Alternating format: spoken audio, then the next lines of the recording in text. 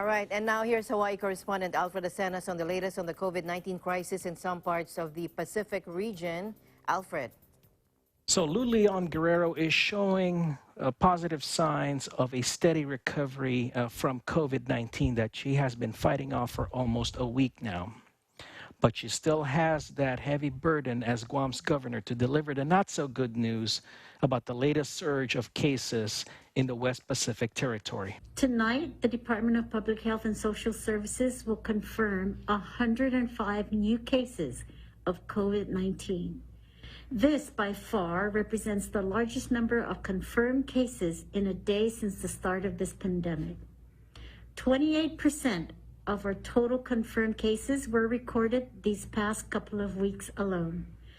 Along with this significant increase in confirmed cases, this most recent tragedy indicates that we cannot decrease our vigilance. We cannot become comfortable, and we cannot surrender to complacency. We are not invincible. No matter how young, healthy, and active you are still at risk, and you are putting others at risk too. I must remind the public that this pandemic will either accelerate beyond the capacity of our healthcare system or decrease to containable levels. We are dangerously close to the former. To prevent this from becoming our future, even stronger measures need to be taken. This is why, effective noon tomorrow, August 21st, through an executive order, all businesses will be closed, with the exception of grocery stores, healthcare operations, including pharmacies, gas stations, convenience stores, hardware stores, and those operations critical to health, shelter, and the preservation of life. It is my hope that this escalation will last only a week, just long enough to flatten our rising curve. To assuage any fears you may have because of this order, I will be establishing a hotline that will answer your questions, which we will announce tomorrow. In any long struggle, there are good days and there are bad. Today is not easy.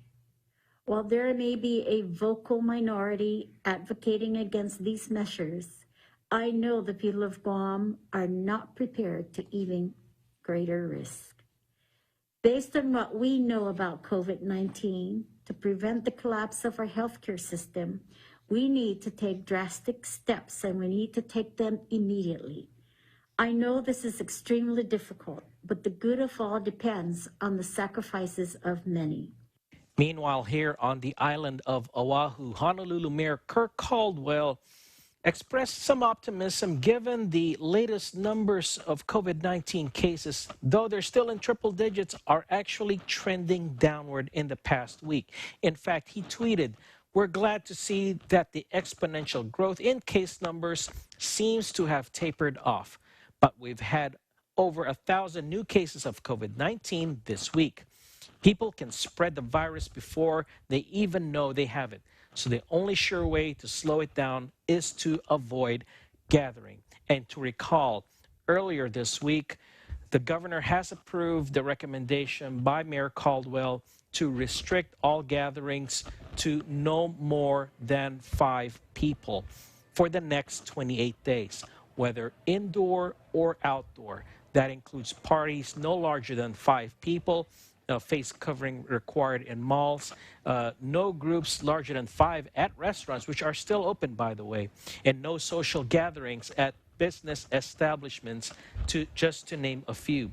Now, and also parks, beaches, and trails remain closed for the next 28 days. That took effect last Thursday.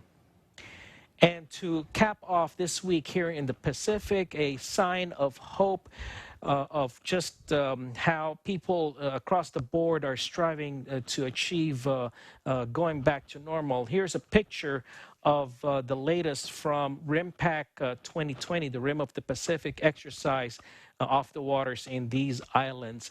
This is the formation or fleet of the latest fleet of vessels all 22 of them pretty much in a formation as they almost wrap up their first week of RIMPAC, which will end August 31.